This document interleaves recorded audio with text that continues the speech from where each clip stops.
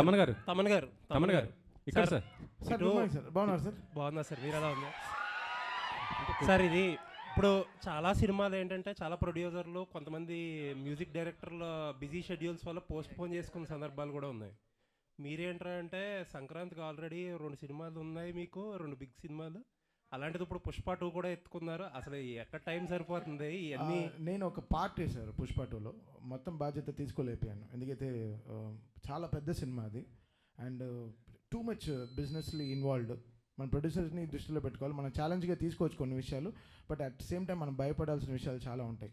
15 రోజుల్లో మనం ఎలా మొత్తం సినిమా కంప్లీట్ చేయగలం. చాలా గొప్ప సినిమా, నిజంగా నేను సినిమా చూసాను, చాలా గొప్ప సినిమా. బట్ నేను ఒక పార్టీ చేయగలిగాను, అది డైరెక్టర్ గారు, హీరో గారు చాలా హ్యాపీ అండి. అసలు మీరు అంటే మీరు ధైర్యంగా చేసేస్తున్నారు, మీ ప్రొడ్యూసర్స్ని కూడా ధైర్యంగా ఉంచుతున్నారు. అది బ్యూటీ ఆఫ్ దిస్ ఫిల్మ్. అంతే కదండి, ప్రొడ్యూసర్స్ అనేవాళ్ళు మనకి మదర్స్ లాగా, వాళ్ళ they are like so important. వాళ్ళు లేకుండా మన ఇండస్ట్రీ ఇలా జరుగుతుంది. వాళ్ళకి రిలీజ్ డేట్స్, వాళ్ళకి ఎన్నో లాజిస్టిక్స్ ఉంటాయి, దానికి తగినట్టు మనం పనిచేయాల్సిన సిచ్యువేషన్స్ ఉంటాయి.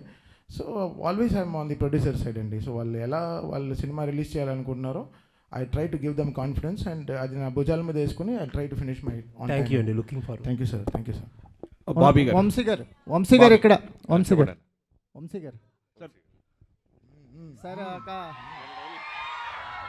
సార్ ఒక డ్రీమ్ కమ్ ట్రూ లాగా అనిపిస్తుందా మీకు? ఎందుకంటే బాలకృష్ణ గారి కాంబినేషన్లో మీరు ఎప్పటి నుంచో ఒక సినిమా చేయాలని ట్రై చేస్తున్నారు.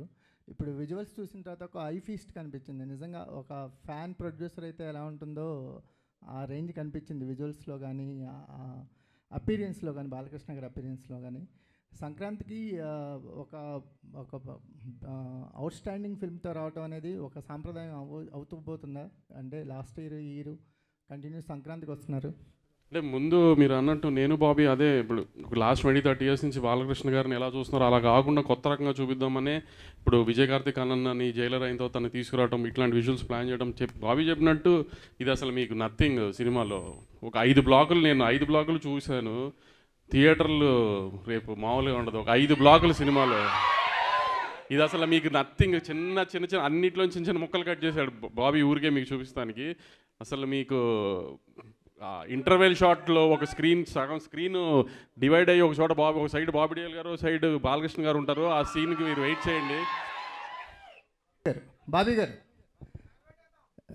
సార్, అంటే ఇద్దరు మాస్ హీరోస్తో పనిచేసిన ఎక్స్పీరియన్స్ ఉంటే వాల్టర్ వేరే గారు, చిరంజీవి గారు కావచ్చు, అంతకుముందు మాస్ మహారాజు గారు అయినా, ఇప్పుడు బాలకృష్ణ గారైనా, ఈ ఎక్స్పీరియన్స్ అనేది ఈ జర్నీని ఎలా చూస్తారు మీరు? బాలకృష్ణ గారితో ఈ జర్నీని ఎలా చూస్తారు? బాలకృష్ణ గారితో జర్నీ అనేది ఎలా ఉంటుందంటే, డైరెక్టర్ అంటే నిజంగానే ఆయన ఒక ఇంటర్వ్యూలో చెప్పినప్పుడు నిజంగానేనా అనిపించింది. ఒక స్టేట్మెంట్ ఇచ్చాడు ఆయన ఒక సినిమా ఇంటర్వ్యూలో, డైరెక్టర్ అంటే మా నాన్నగారిలాగా అని. నిజంగానే ఉంటుందా? ఒక డైరెక్టర్ నాన్నగారిలాగా చూస్తారనుకున్నాను, కానీ నిజంగా చెప్తున్నాను, హీ విల్ కమ్ లైక్ ఒక స్కూల్కి వెళ్తున్న పిల్లోళ్ళలాగా వచ్చి, నాకేం తెలియదు మీరు చెప్పండి చేస్తాను. గుర్రం ఎక్కంటే ఎక్కుతారు, తల నరుకంటే నరుకుతారు, కొండ మీద నుంచి దూకాలంటే దూకుతారు, ఎనీథింగ్ మీరు ఏం చెప్తే క్లీన్ వైట్ పేపర్. అలాంటి హీరో నేను ఇప్పటిదా చూడలే.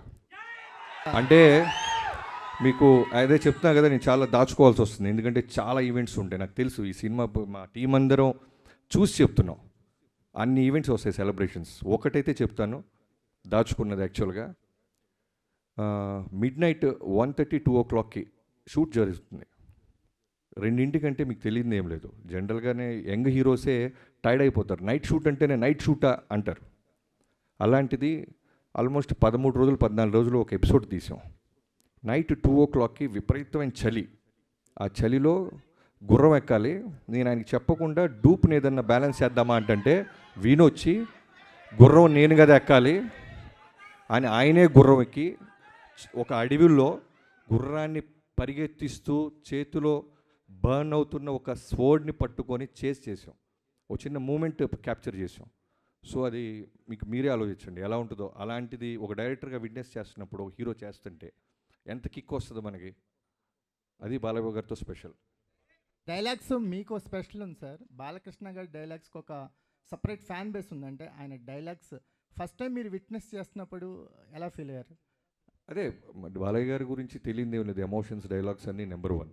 కానీ ఇందాక అన్నాను కదా, నేను వంశీ గారు మేమందరం టీం తమన్ గారు కూర్చున్నప్పుడు ఏమనుకున్నామంటే బాలయ్య బాబు గారి మాస్ ఎలిమెంట్స్ అన్నీ ఉంటూ ఎక్కడో చిన్న న్యూ ఏజ్ కొత్త ప్రయత్నం చేయకపోతే మనకంటూ ఒక మార్క్ ఉండదు. మనం ఏదో ఒక గిఫ్ట్ లాగా ఇవ్వాలి, మనం ఏదో ఒకటి కొత్తది చేయాలి అనే ఒక మోటివ్తోనే చాలా మటుకు మాస్ ఎలిమెంట్స్ మిస్ అవ్వకుండా ఒక కొత్త బాలకృష్ణ గారి అవతారాన్ని క్రియేట్ చేసాం. డైలాగ్ డెలివరీస్ కానీ మీరు సినిమా చూస్తే అర్థమవుద్ది మేము తీసుకున్న కొత్త ఇన్వెన్షన్ ఏంటో.